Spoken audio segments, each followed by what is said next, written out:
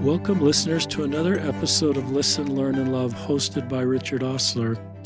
Before I introduced our guest, I'm just honored to bring these stories to you, our listeners. I go from one side of the room where we do podcasts. One side of the room is a round table where I do podcasts, and the other side of the room is just where I came from, which is my computer doing normal work stuff. And I feel like when I walk to this side of the room, I just say a prayer and recognize this is a whole different thing. This is such a sacred space for brave guests to step forward and share their stories. And this is one of those type of podcasts that I'm already just kind of moved talking to my friend Dale and sharing a prayer before we went live. But I'll introduce Dale and then get him talking. Dale Schafer, Schafer, is a gay Latter-day Saint. He's been excommunicated, but I'm still going to call him a Latter-day Saint because that's the faith tradition he's connected with. He joined the church. He learned about the church growing up in San Diego, joined the church in Northern California, and then bravely in 1979 went straight on a mission to Adelaide, Australia, and served there. And then we'll talk about his journey coming home from his mission and trying to make it work with a woman, but recognizing he's gay. He'll talk about recognizing he's gay before his mission. This is not something he learned later. And just trying to make that work and eventually being excommunicated, being rebaptized, and then eventually finding a husband, but always being drawn to the church and starting to re-engage with the church.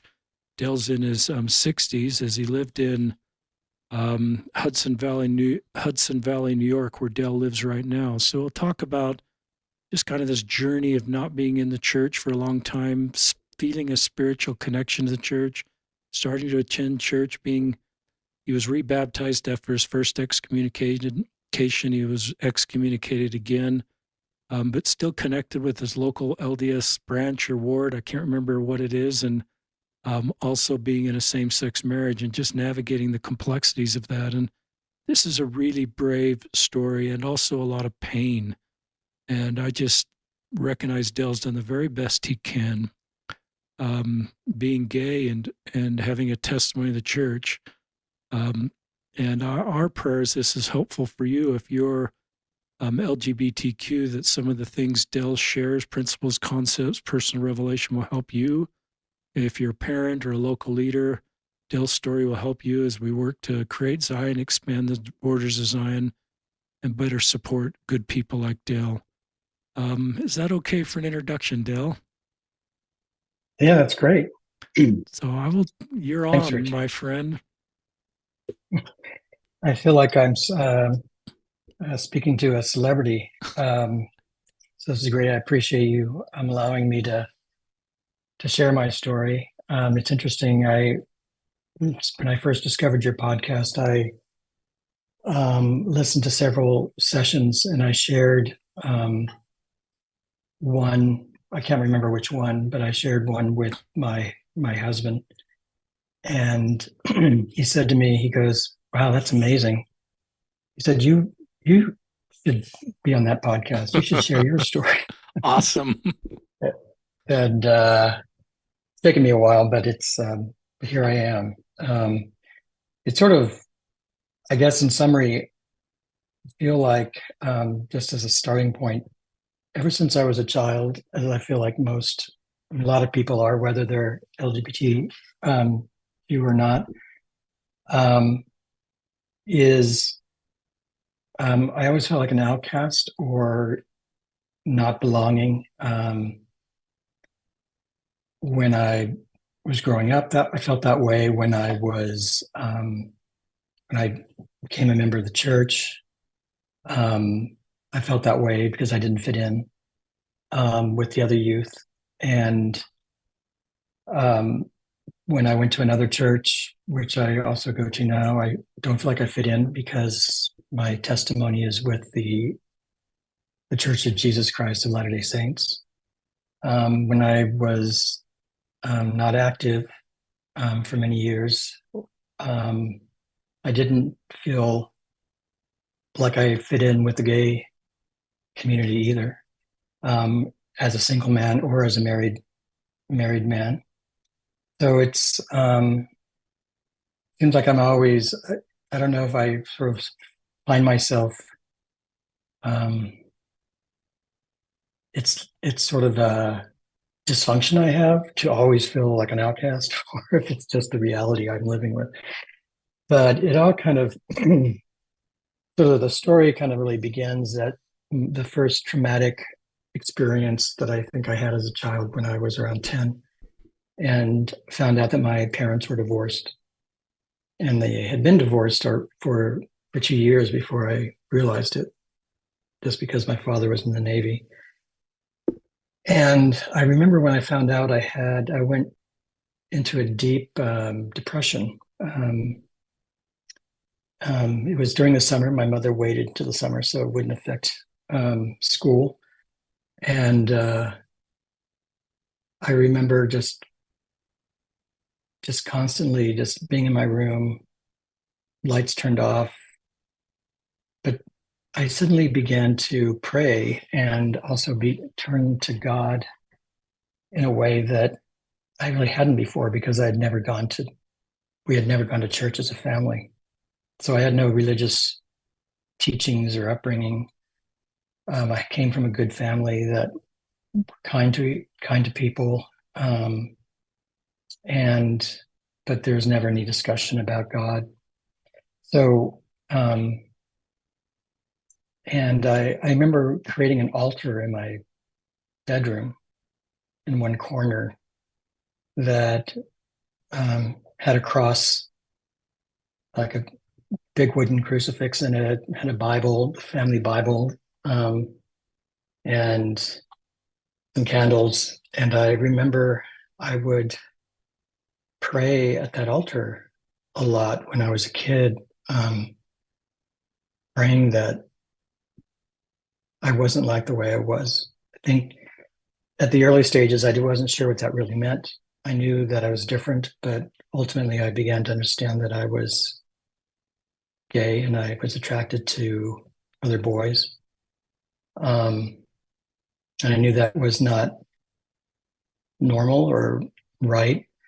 Um, and so um, I used to think that it was the reason I was that way was because I didn't have a father that was present that taught me how to play ball or was a father figure. Although I had older brothers that had kind of grew up with a similar experience that they didn't seem to have the same problem. So I don't know what I kept trying to figure my trying to figure out what was wrong. So I just was sort of very introverted, withdrawn, did a lot of gardening in the backyard, and had a few friends, but for the most part, I was kind of considered a geek or a nerd or something. Then when I went to high school or junior high and high school, um, I often had a girlfriend just because they were the ones I could really relate to. They had um, we were just good friends, but it just seemed easy to date them. There was no sex involved, so um, it just became something that I did. So it's almost as if by doing that, they became my beard, so to speak, and I could be perceived as normal, I suppose. Although during that time, some of the high school jocks used to bully me for some reason. Used to call me faggot and used to force me to do like I remember in a art class, I had a one of the jocks had me arm wrestle this kind of tough girl in the class to prove that I was a faggot. Wow. And of course I didn't win. She won the wrestling match, Wow. but it just gave him reason to kind of ridicule me whenever he saw me on campus. So, um, but and then when I and some of the girls that I dated were popular or attractive. I don't know why they dated me other than I was just easy to talk to. Um, Jocks would walk by and say, "What are you doing with him? You could have me." And it was this whole kind of uh, this made me. I wasn't sure. Um, I would love to understand the psychology behind all of that one day, but but um, when I finally left high school, I wasn't quite 18, and I got out of Dodge, so to speak, and I drove.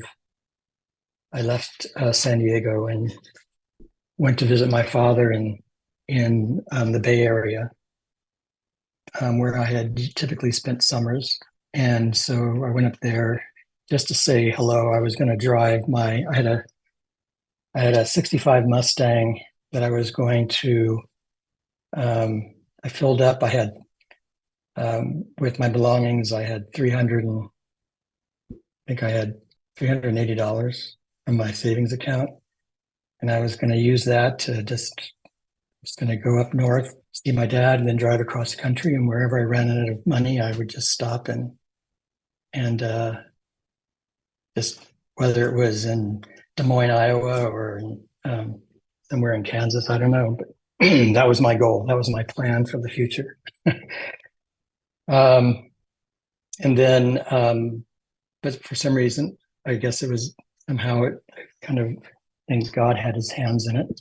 Um, I had to stay with my father at that time because my car had some mechanical problems I had to fix. It took all my money, so then I had to get a job, and I worked for a nursery in the Bay Area in Walnut Creek, California.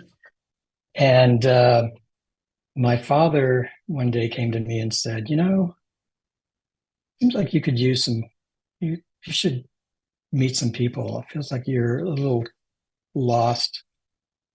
And he called the missionaries and got set up a meeting for me with the LDS missionaries, and because he had friends from the Navy that were LDS that he always admired and respected. He wasn't a spiritual man; had no interest in joining the church. His biggest issue was tithing, and but he really admired them. In fact, he actually had a whole year's supply of food storage just because he really thought that was a smart idea. So he called the missionaries without my permission, and he said, "Oh, the missionaries are coming." And then he and my stepmother and their kids got in a car and drove away. And then the missionaries came up on their bikes, puffing and puffing up this hill that we lived on, and sat down and started teaching me. And I was kind of, it's interesting. I back in high school, I had a crush on a someone in one of my classes, and I found out that he was LDS, and I didn't know what that was. So it prompted me to do some reading in the library and to do a report in one of my classes about them, about the Mormons. And so but it was when the missionaries came and started teaching me about the first lesson about the restoration, I thought it just sounded right. The second, I forget what the order of the lessons were at the time, but as I began to, by the second or third lesson, I just had a complete conversion. It was as if I was hearing something I had never heard, that I had always known. It was almost like I always think of it as I was never I was never taught anything about religion. So in my mind, it had always felt that God and Jesus Christ were two separate, distinct individuals. I always believed or wondered why we didn't have prophets on the earth today. And I always felt like there was something before this world. And and as I was sitting there, the missionaries were telling me all these things that I kind of already knew. And so it was like, um, of course. And I felt like it was almost as if, for me, the veil was rather thin when it came to that truth. And because it hadn't been kind of muddied up by some other teaching. And so I was baptized a few weeks later. Had to get permission from my father for because I wasn't quite 18. And so then although I was still, it's kind of strange because when I went home back to San Diego to visit my mother and my other siblings, um, I came out and as a Mormon to my mother, and she goes, "Well, if that as long as that makes you happy, that's great." And then a few weeks later, I told her that I was gay, and which first her first reaction was, "Well, I always assumed you were." Mm. And I said, "Really? Why is that?"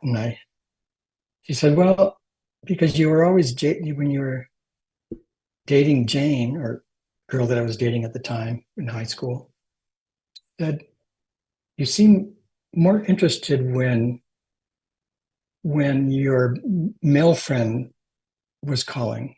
Like you'd always ask if he called, and you weren't ever concerned about Jane calling." So she just said that seemed a little odd to her.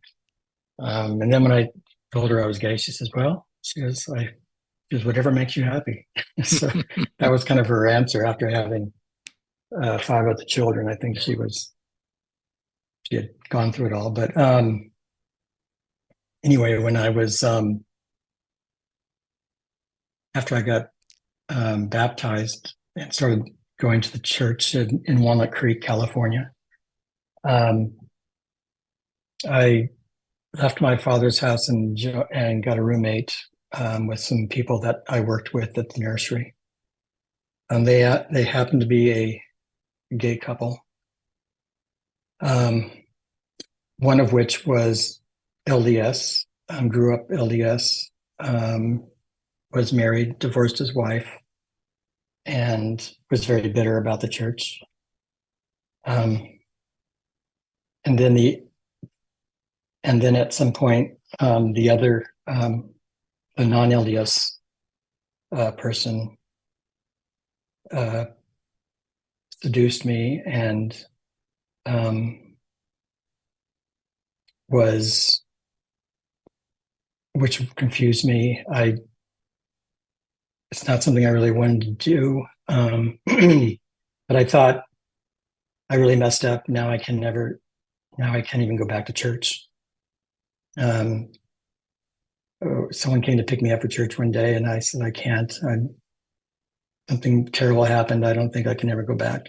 And so I finally talked to the bishop, and um, he just told me that I needed to move on from that. Wasn't my fault. It was somebody taking advantage of a young person. Um, and so that was sort of the bumpy start when I, as a new member of the church. Um, but I moved back, back down to San Diego when I got a call from my bishop from the ward that I was going to at that time, and he said, I guess I was, I guess I was 18, maybe a little, maybe 19. And he said, I want to talk to you about becoming an elder. And I said, yes, I've been wanting to go on a mission. And he said, well, hold on. He said, first you need to become an elder before you can go. And I thought he meant by elder, a missionary. So I clearly was pretty ignorant about a lot of um, the culture at that time. Still am to some degree. And so I I became very active. I at work I would read the Book of Mormon during my lunch breaks, and I ended up getting called to the Australia Adelaide mission, um, and it was a really wonderful, amazing experience, and one that I will never regret. Or it was very difficult because I had really hard time knocking on doors because I was raised in a household where if LDS missionaries or Jehovah Witnesses would come to the door, my mother would be the classic door slammer Hmm. and get really frustrated at her privacy being interrupted. So I always had that in mind when I was going door to door. So I was a rather timid missionary, not the real aggressive one. But I think in some ways that kind of helped me find people that um, I might not have otherwise found. Um, so the mission was good. I was regarding sexuality. I did struggle a little bit, but not terribly because my mind was pretty focused on the work. At the very end of my mission, I had as a as a district leader, I was in an area that had where the Royal Adelaide University was located, and a PhD philosophy student reached out to the mission president and asked if he could speak to a missionary, but only one to speak to one for some research he was doing. And the mission president says, "Well, you have to speak with two because they go in twos." And he said, "Okay, both of them can be present, but only one can speak." So I was the one selected to do the talking. And it was interesting because his agenda for the meeting was he had two questions. One was, how do you know the church is true? And he just said, I can't figure out why you always say you know the church is, Mormons are always saying they know the church is true, but I mean, how? I mean, just what besides just some sort of scriptural doctrine? And so I explained, I bore my testimony as any missionary would and explained how I personally knew it was true. And then the second question he really wanted to get down into the weeds with was, what is the church's stance on homosexuality? Wow. And I heard that question. I wasn't sure and my missionary companion was right there. So okay, I'm a representative of the Lord. How am I going to answer this question without lying? Um, so I, so what I did is I just explained that um, what the church's stance was on it at the time, that it's not a sin. The sin, I mean, the being homosexual isn't a sin, but acting upon it is. And then I explained a story of somebody that I knew, which was myself. Wow. That's awesome. So I used myself as a storyline about somebody who knew the church was true and was gay, um, and that he found peace and happiness. And um, anyway, so that was a really an interesting challenge of at the end of my mission to have that experience. And so then, as I had my departing interview with mission president, I came out to him, said that I was gay. And I think he was rather taken aback. He didn't really know what to say, and just said he hoped I did the right things in the future. Um, there, I think it was one of those times I think I wish I hadn't told somebody, because I think it made him extremely uncomfortable and he didn't know what to do about it. And that was probably a good thing that I was leaving my mission, because I probably would have been sent back, Mm. or sent off my mission. So, but and upon my return, there was a girl from my ward that I was seeing, and she wrote me throughout my mission, and she waited for me. She was really wonderful. Couldn't have imagined being married to anybody other than someone like that, than her. She had she did have a child. Um, that she from mistakes that she made in high school, but she and her family were very stalwart members of the church, and so we got thought was to get engaged, and but I was confused for obvious reasons. So I went up to the church campgrounds up in the mountains east of San Diego, and um, decided I need to fast and pray about it. I was there for 3 days alone, and had wonderful experiences and of that experience. But what didn't happen is I didn't get an answer. um, or maybe I did and I didn't know how to hear it.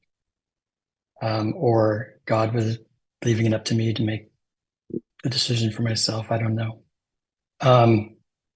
But so I said, well, I didn't get a burning in the bosom, but I didn't get a feeling that it shouldn't happen. So I just went back and I said that I think we should get married. So we got engaged, and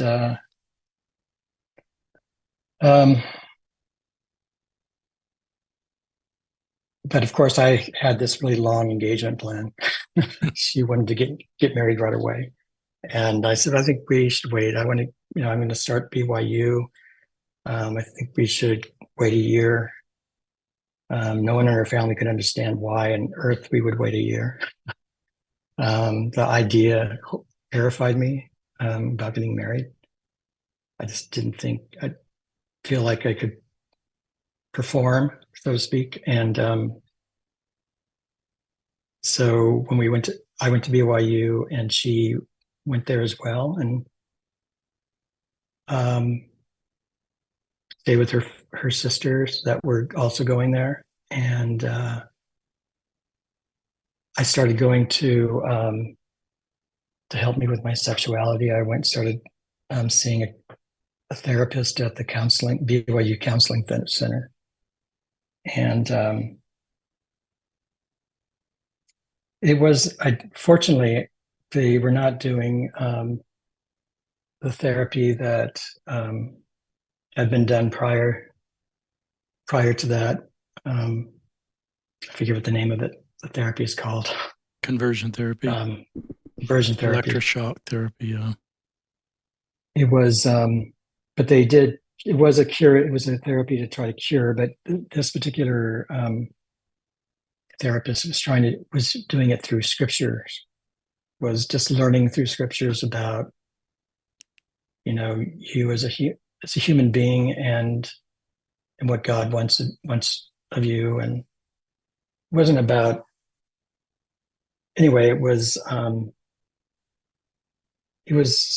enlightening, but it wasn't effective, obviously. And so I was frustrated. For the first therapist I'd gone to, he was kind of disgusted by what I needed therapy for. So he connected me to this therapist. And one night on a date with my fiance, we before we split and went back to our separate apartments, we kissed goodnight and we hugged, and I knew then I had to break off the engagement because I could feel her heart pounding, and with excitement, and I felt nothing. And I realized that I could not do that to another. I couldn't, well, I wouldn't be able to fake it for one thing, but I also didn't want to ruin a person's life. So I broke off the engagement. It was obviously an awful experience. And her father even called me, trying to convince me to marry her, even though he knew the situation. I never really quite understood that, but I think maybe it's because he knew it would be perhaps difficult for her to find a husband given her situation. And so after that, I just kind of began to,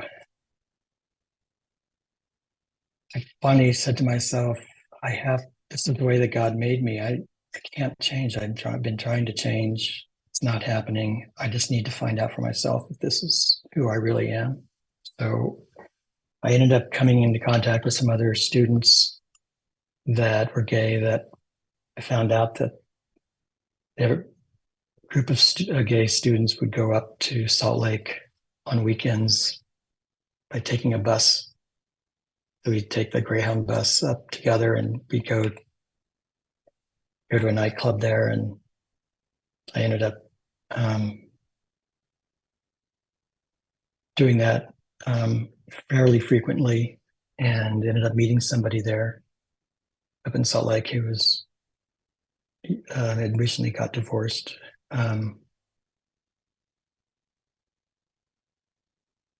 It was both great to kind of feel like to kind of express my sexuality in a way that I hadn't been able to in the past, but it was also, it didn't feel right to me, because I knew that I was going against the teachings of the church. But and my roommates at one point were concerned about my just disappearing on weekends and such. Actually, it's interesting because my roommate, one of my roommates was one of the roommates, the guy from high school that I had a crush on. But it's funny how things come in full circle. But I don't know if it was him or one of the other roommates, called the bishop and said they were concerned. So the bishop came and talked to me, and I didn't lie. I just told him what's happening, what was going on. And then there was and it also happened around that time that one of my other roommates happened to be the son of my therapist, who ended up seducing me. I mean, I shouldn't, that sounds very judgmental. I mean, it's definitely a seduction. I guess it's a two-way street. So, but it was kind of a mess because he ended up telling his father. Father ended up getting mad at me in our next session the bishop put together a church court. Church court was kind of a really difficult experience because members of the I guess they were high priests were said some pretty awful things and how disgusted they were with me and how I could possibly even. One of them said that it made them want to throw up or something. Wow. So I had to, I had to promise I would never act upon the feelings again.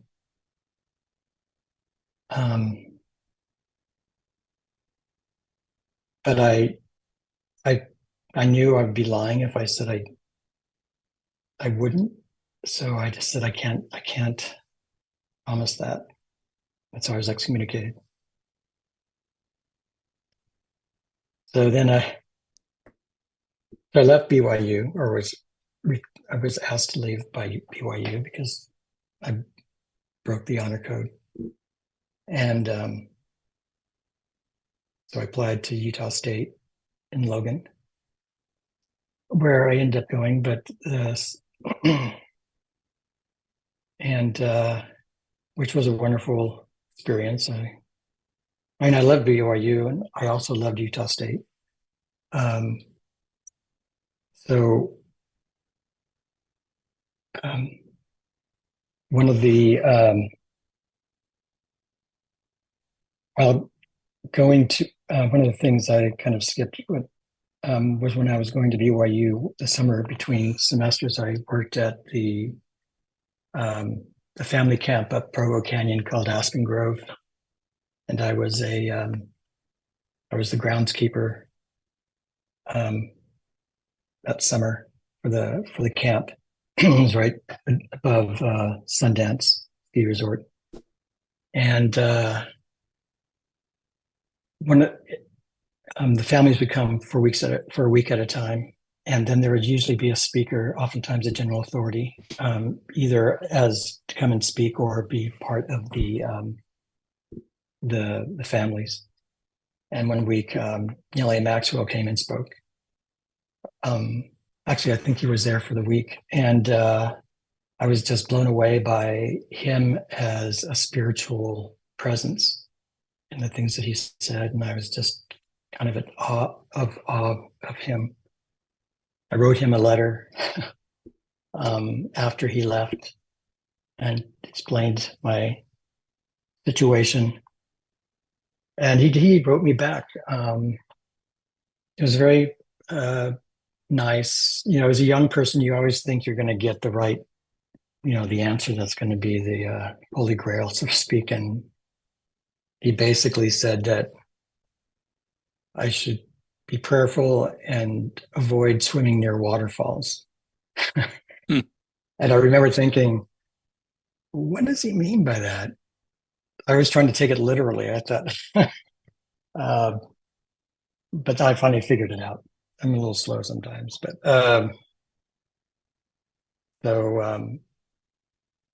but I appreciate it. So, but then I went to Utah State and just dove into my program there and was a workaholic during school, and during that time eventually went through repentance and was rebaptized my senior year before I graduated.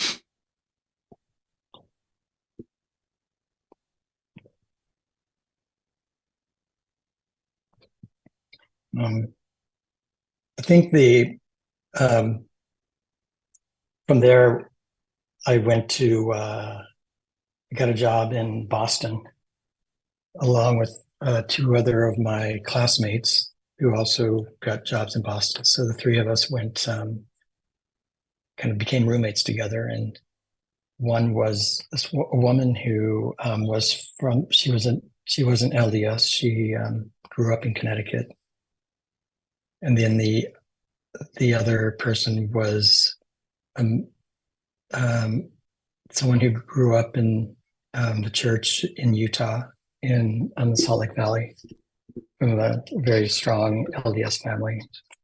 Again, somebody I ended up having a crush on. But I thought, okay, but this is great because I'm now fresh, newly baptized. I have this great friend that's and roommate who is LDS, who's we can go to church together. I can really move forward. Somebody that I can lean on who has a lot of church background because I really didn't have much. And so we did go. We used to go. You know, we'd go to the Cambridge ward, and then I began to notice some strange activities in the house, and discovered that this strong LDS roommate was gay, um, and was bringing in guys late at night into the apartment, and he was closeted. This roommate. Um, I just assumed he knew. He assumed that I was gay, but I approached him on it, and he was really upset when I asked him, and I said, "Well, um, I said, you know, I'm gay, don't you?" And he goes, "No, I had no idea."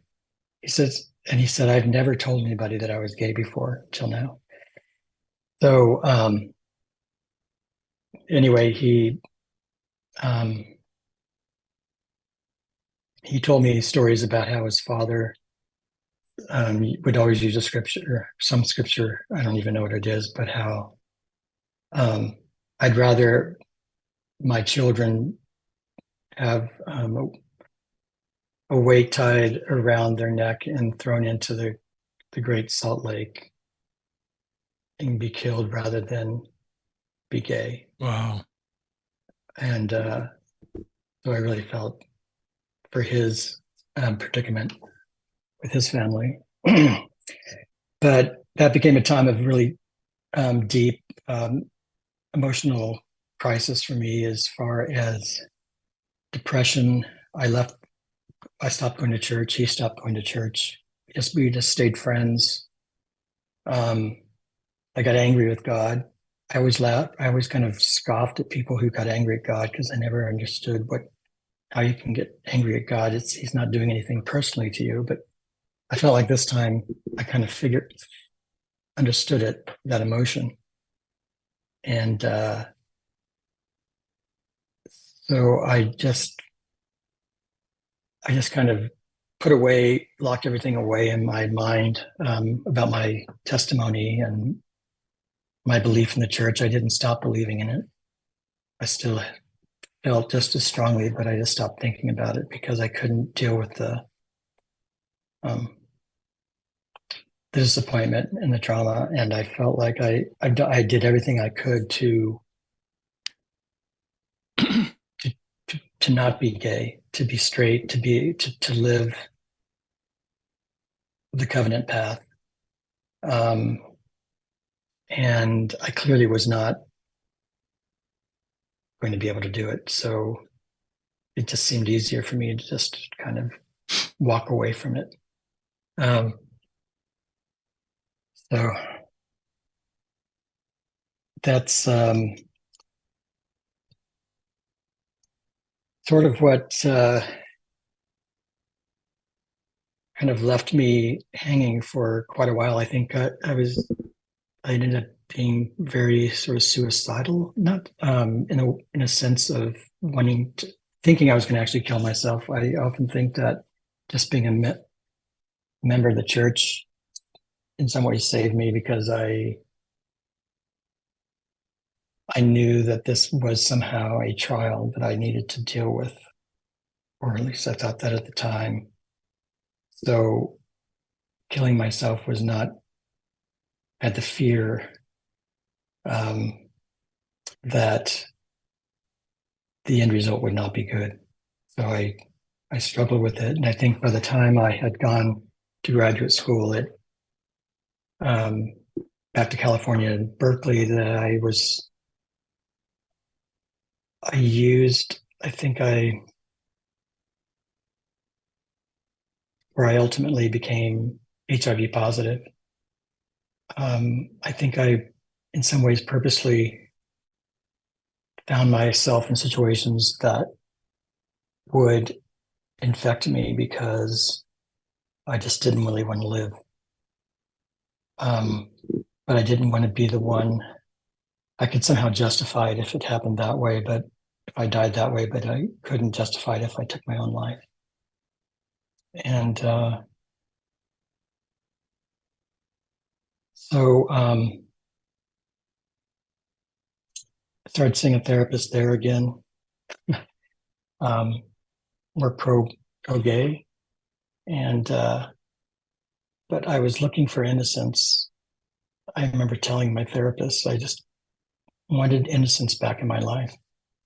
And it wasn't until later, many years later, that I discovered that the innocence I was looking for was the joy I felt the time when I was fully engaged in the gospel, when I was preparing for my mission, because I've felt that joy in recent years, back when I rediscovered, or not rediscovered, but re-engaged with the church again. Um, Back when I was at Utah State, I went to a therapist there too, trying to change to be cured, and the therapist was really inappropriate. Um, he would talk to me. He knew why I was there to become straight, and he knew that I was interested in plants because I was a landscape architecture student and working in the greenhouse for kind of a part-time job. And he asked me about his houseplants and said, "What do you think about the plants in my office?" And I said, "Well, they seem pretty nice. You know how to take care of them." He goes, "You know how I take care of them?" I said, "No, how?" And he goes, "I pee in them." And I mean, I don't know even how I was supposed to respond to that. Yeah. Um, and then and then he finally he said, I don't know why you want to be gay. Because Wow. why do you think that other men would be attracted to you? You're not a very good looking guy. So it's, you know, it seems like it'd just be easier if you were straight, Not helpful. which was kind of amazing because I had such low self esteem about who I was, my looks, my being, that I couldn't believe that he was, as a therapist, telling me this. But that sort of stuck with me for many years. I think I lost my story. I think you're doing good, Dale, by the way. You're kind of in San Diego, HIV positive. Um, so you're kind of in the San Diego, UC Berkeley world. Yeah, I yeah. So I think when I when I did test positive, when I left Berkeley, I went back to San Diego to work, um, and I was living in an apartment building that was very much like the apartment building if that was from the show Melrose Place, or a courtyard um, building, and a lot of in a fairly gay neighborhood. And a bunch of the people in the apartment said, "Okay, let's go down to the county health building and get tested." Back then, being getting tested for HIV was very a different process, much more complicated. And I said, "I don't know." I mean, I knew that I was positive because when I was going to school at Berkeley, I experienced what was clearly a seroconversion, um, um, where I knew the viruses had I had contracted the virus, and but I said, okay, I'll go with you. And then and 2 weeks later, we'd go back and get the test results, and I got the test result. I went back by myself and got the test results, and it was positive. And I just didn't believe it. I don't know why. I was in a daze. I don't even know how I drove back to my apartment without crashing. But and then I went back 6 months later, got tested again just to double check. It came back positive. Um, so um, that was sort of that, and several years passed, and I ended up back in Boston. And like I bounced back and forth across the country, but the there I met uh, my husband, um, and soon thereafter we moved in together. We went to Vermont and got a civil union when that's all you could do. And then we moved to the Hudson Valley about 20 years ago.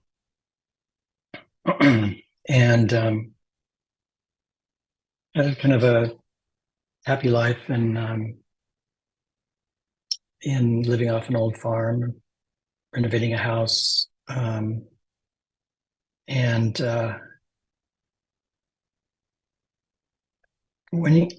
whenever, but down the road, about a mile away from our house, was an LDS chapel, and I drive by it all the time because it was on a main road, and I just look up at it up on the hill, and just yearned to go inside and go to a meeting because it just really, there's something that there was a feeling that just woke up inside me when I saw it, and but I didn't go inside. However, I started getting Christmas cards from the branch president, and I thought was weird. Like, how did he know that I was here?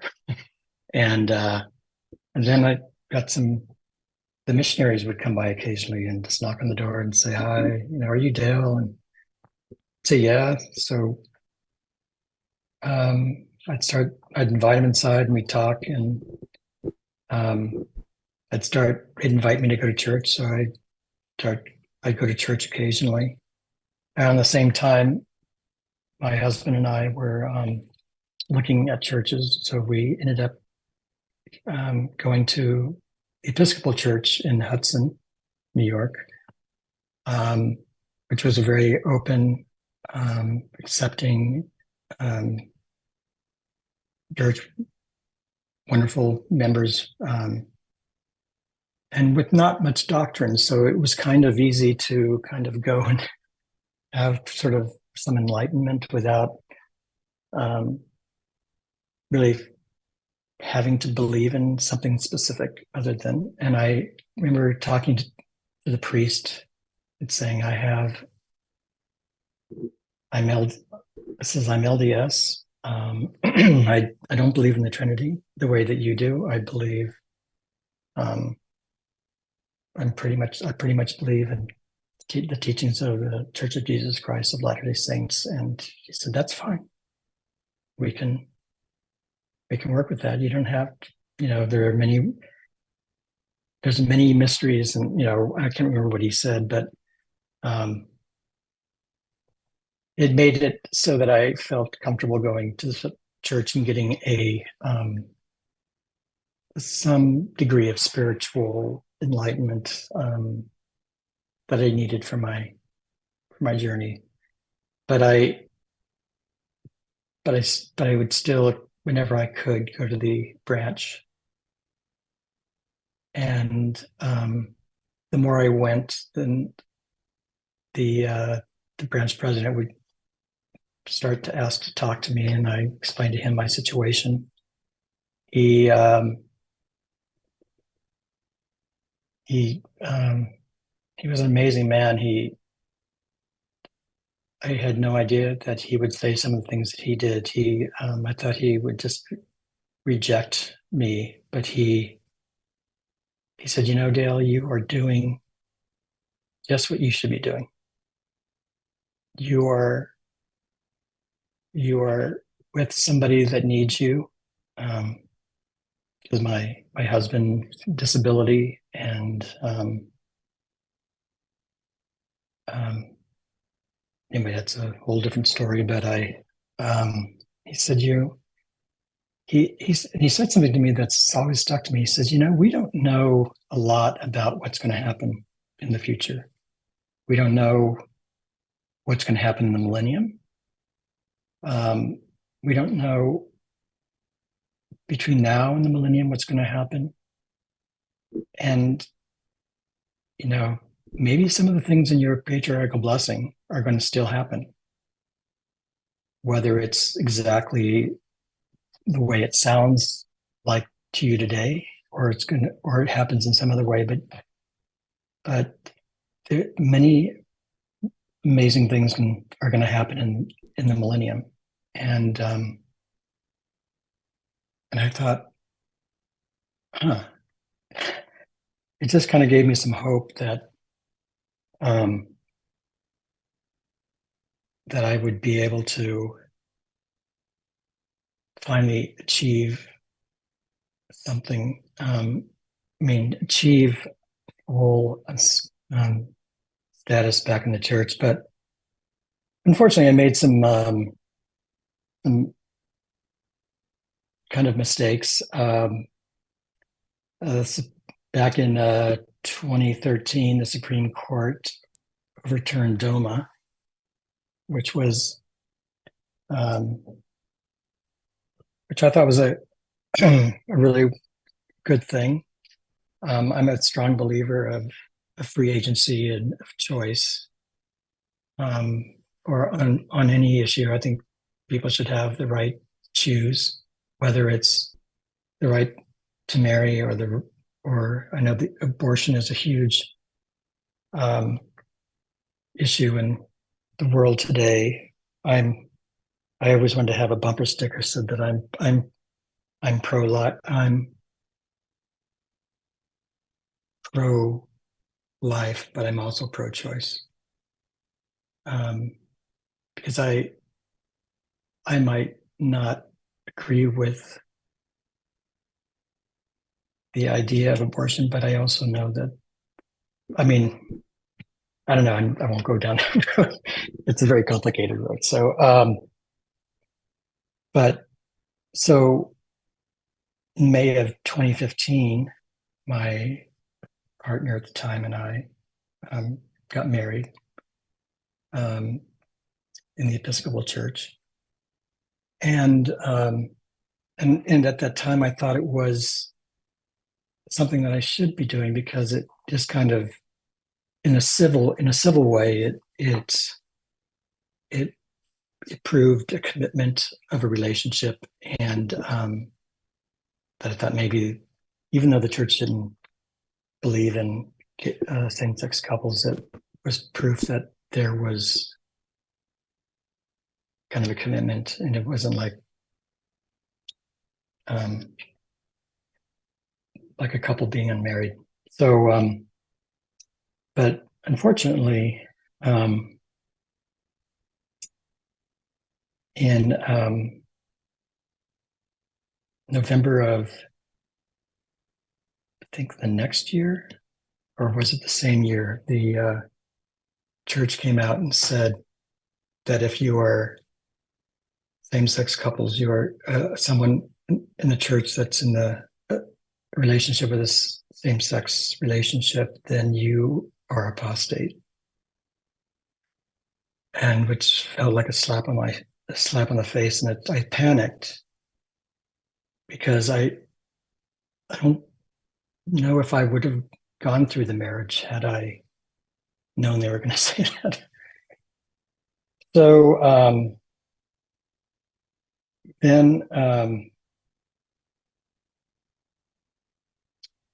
so I wrote a letter to.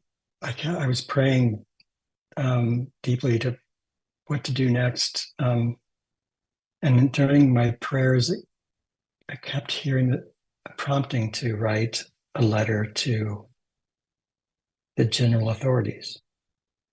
And for some reason, Elder Holland and Elder Uchtdorf kept coming to mind during my prayers. So I wrote them a letter. Afterward, I found out that you're not supposed to do that. The lesson learned. But they actually, I basically explained my situation and that I wasn't asking for anything in particular, I guess. I was just wanting them to understand why I'm in the situation I'm in, and that I'm going to have a church court, but I'm going to be excommunicated again because I can't, in my mind, divorce my husband who depends on me, someone I'd been with for over 20 years and was it just seemed more selfish for me to do that, to seek celestial glory, than to ruin someone's life over my goal of being exalted. And I know that sounds probably strange to most people, but so soon around that same time, I was excommunicated. The branch president and the stake president didn't want to, but they said they had their hands were tied. They were following church policy, and then 9 months later, the church reversed their policy, and my timing was impeccable. So it was kind of too late because I'm already excommunicated. Not like I can get rebaptized. Had I just somehow waited and not had the church court, I wouldn't have been excommunicated. So here I am, and in a very kind of complex situation, having someone who is completely has an undeniable testimony of the church. All I can think about is being in the church. I read scriptures and I get the Liahona. I just can't get enough of information about the gospel, but I can't be in the church unless I divorce my husband. And I am perplexed at that, and I don't necessarily believe that the doctrine is going to change or anything. I keep praying what I should be doing. What shall I do? What shall I do? Should I get divorced? Should I? And the answer just doesn't come to me until recently. I was praying within the last month, and the answer I got was, And it happened in subsequent prayers that just said, follow me and all will be well. And I don't know what that means fully. I just know that I have to follow Christ and be as much like him as I possibly can. And the answer will come to me in some way. When President Nelson recently stated, think celestial, I wasn't sure what to do with that because I didn't ever really feel like I'm going to make it to the celestial kingdom. I always felt like I was going to be one of those angels that kind of helped out in the celestial kingdom, maybe. that whatever angels do there. But it's an interesting, it's a beautiful thing, phrase to consider. But if you don't have any path to the celestial kingdom, it's hard to know how to think it. But I think what he's saying is think of what it means to be celestial, and which to me is the same as following in the footsteps of Christ.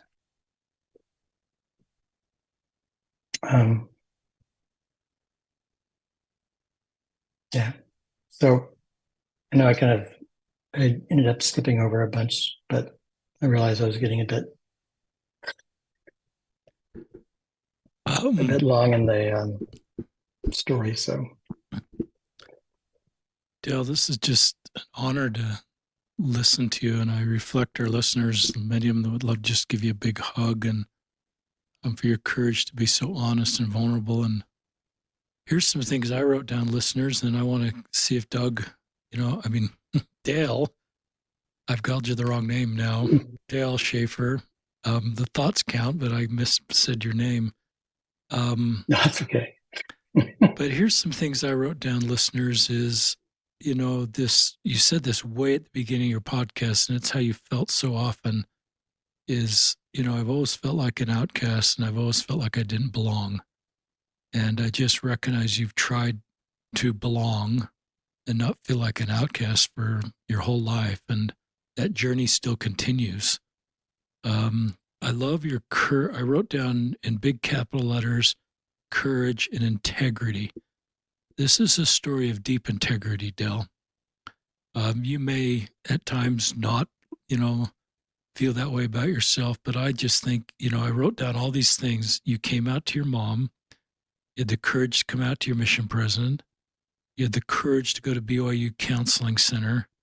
You had the courage to break off your engagement and then knew that would be complicated.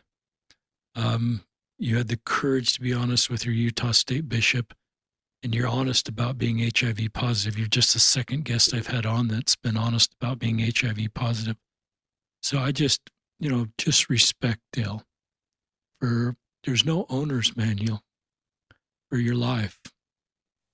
And I wrote down here the Heavenly Father that I believe in, if he could, would just put his arms around you and maybe say what you felt, follow me. But I think he'd just fill you with love, his love for you, and just recognizing you've done a really good job on a really complicated road and how proud he is of you and how much he loves you. And my feeling is, you say, Dale, you've done the very best you possibly could. And along the way, you've blessed a lot of lives. The next thing I wrote down, listeners, is words matter. Dale's in his 60s. We're the same age. But words matter. Multiple times through this podcast, you can remember exactly what was said about you or about gay people. Your Utah State University therapist back in high school. And listeners, I think it's just an invitation that words matter and they can sear people's hearts. And your parent or a local leader, those jokes, it's just not part of the gospel of Jesus Christ, and words really matter. I love you and your relation with you and Philip and your commitment. It's part of your integrity is this what I would feel comfortable calling a beautiful marriage, a beautiful love story. And I'm glad you found each other. And I'm glad that you're with each other. And listeners, my earlier self would have maybe gotten prescriptive and said, Dale, to fully participate in the church, you really need to end your marriage with Philip. My older self would say, listen, my older self, and I hope this is what I'm inviting of us all to do, is say, Dale, you got to keep writing your own story. And I'm not going to get prescriptive here. You've got to own your own story. And if I start getting in the middle of your relationship with Philip, I just don't feel comfortable as a fellow Latter-day Saint doing that. And so that you don't need that advice, but I think sometimes my younger self would get in these situations and go, my job is to return you to full activity. I don't think that's my job. My job is to love you and support you the way your branch president supports you and just say, I'll walk with you and you've got to get personal revelation for your path and I'll support you. This is kind of a side note, but I love your Episcopal priest. Here's you back to being integrity. You believe in three separate beings. You don't believe in the Trinity, and you're up front with your Episcopal priest. And he says something that I really like. He says, we can work with that, I think. And I just think we can probably do better in our own faith with just as people opening up about difficult questions. And, a lot of people want to participate in the church and have a fundamental testimony of the restored gospel, but may not feel comfortable about every historical issue or every current issue. And I hope I respond when someone's open up, like your Episcopal priest says, we can work with that. We're going to make space for you as we expand the borders of Zion and just recognize the courage it takes to participate with us and want you to feel like you belong, even if there's something that I love that. So that's a side note that really struck me. Um, I love this innocence that you're looking for, and then you just bore this powerful testimony that that's the church. And it's a remarkable story of I love this church. I believe in this church. The church has caused me pain. I haven't been able to fully belong. But this deep testimony of the church and consuming the Liahona and everything, just recognize my feeling is you're just doing a really, really remarkable job. You're alive. Philip, if you're listening, this is a beautiful love story between the two of you, of love and support and navigating this complicated road. And anyway, those are just some thoughts, but follow me and all will be well. I love that. So keep sharing, Dale, if more thoughts come to your mind. If there's anything I said that doesn't quite feel right with you, you're welcome to. I don't want to make this my story and interject something you're not quite right with, but keep sharing your thoughts. Well, thanks, Richard. No, I don't have anything wrong with anything to dispute with what you said. I appreciate those words. Something that I was thinking about when you were sharing that is, and this is, I feel like what I'm about to say is probably going to not resonate very comfortably with a lot of people. But I feel if I could, sort of, you often say, if you go back to your younger self, if I knew what I knew today, and I was that person back in Boston, and when I left the church back in that sort of the late '80s or around late '80s.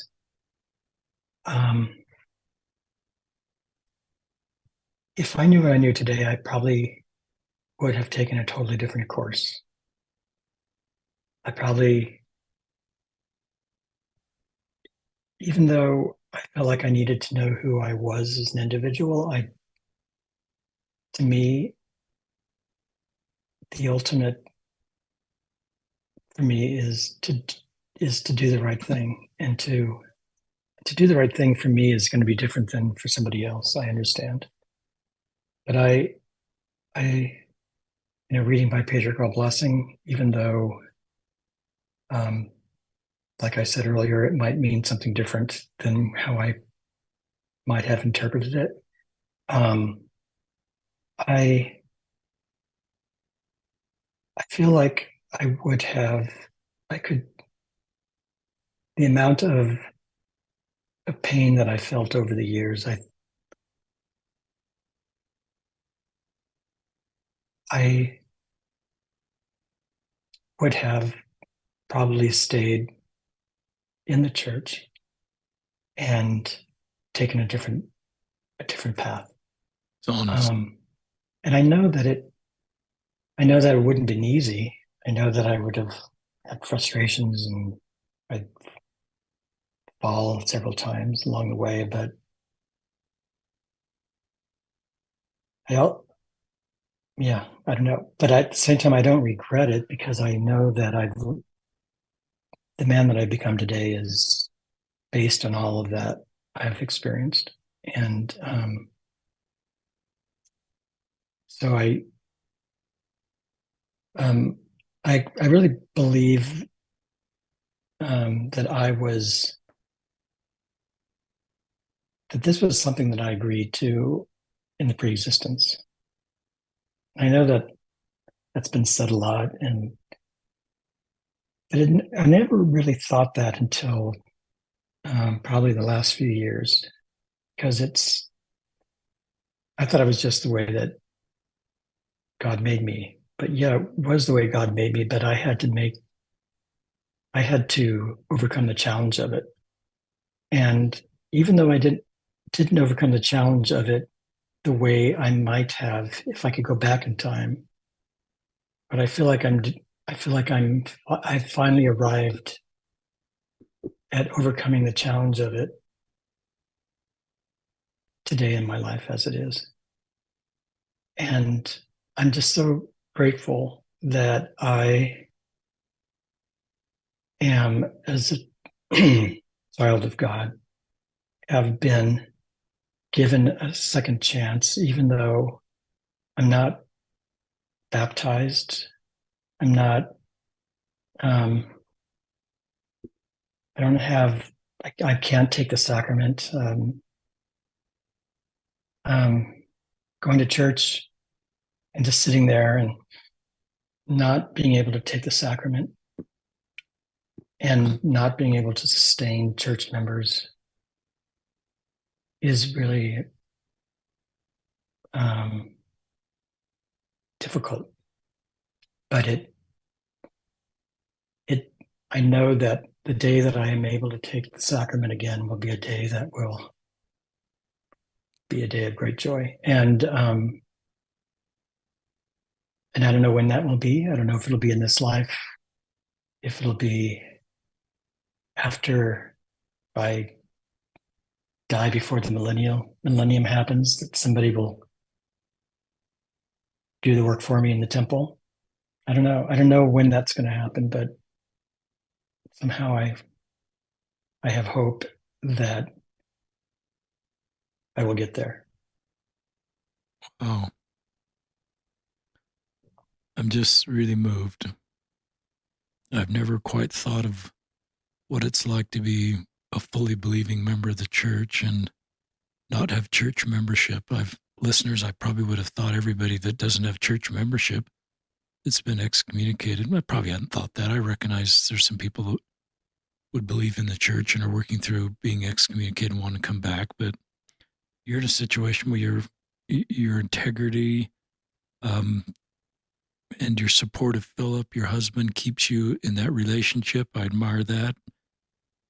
Kind of in these two worlds where you also would love to take the sacrament. And then you said something no one's ever said before. I'd love to raise my hand and sustain my fellow members. And I've never thought of what it means to do that and that you don't have the chance to do that. But I also think it gives me an insight into your heart that part of you just wants to fully participate in church so you can support other people in the church. So this isn't just about you. It's about you wanting to bless the lives of others through church membership, even a simple but important thing like sustaining church members. Then I wrote down just the faith you have, Dale, that somehow this will all work out. And you don't quite, you know how that's going to work out. I don't either. um, but you have faith that this is somehow going to work out, and it may be in the millennium, maybe before. You just know that eternity is a long time, and you have faith somehow this will work out. And it's a great message for everybody who life has not turned out. Just it's a great message for everybody, regardless how their life has or is turning out. And then I love this idea that because of our doctrine, we know the premortal existence. And some of my, gay guests, we've talked offline or online about this, and some feel that this is part of, their premortal conversation with God about mortality. And it was kind of a joint decision. I don't know if you use that word.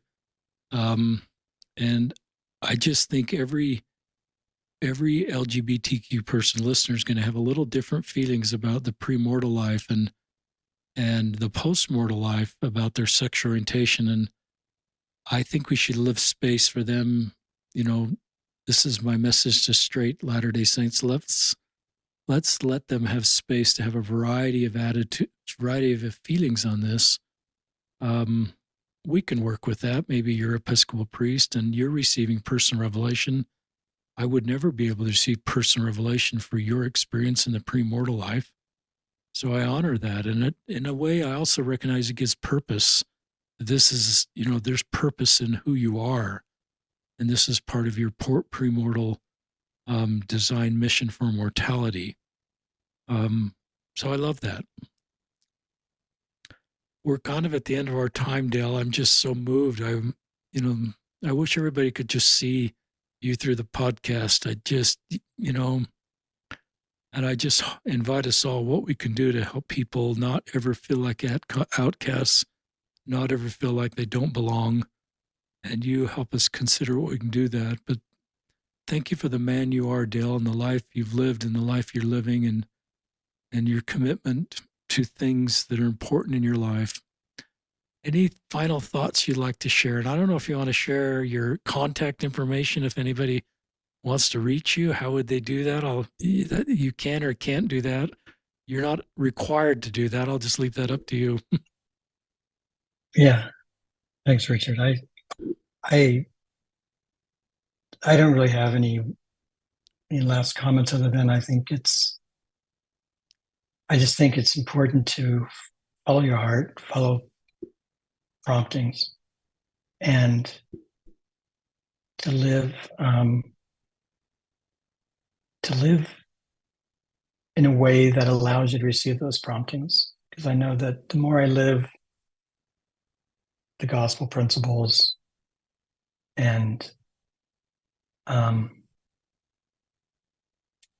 more promptings I get, or the more I feel like receive promptings.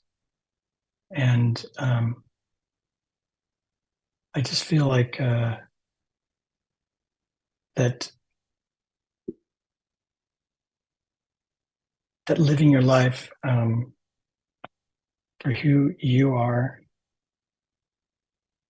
is extremely important, and not to judge others how they're living their life. And that sounds easy, but it's not always easy. And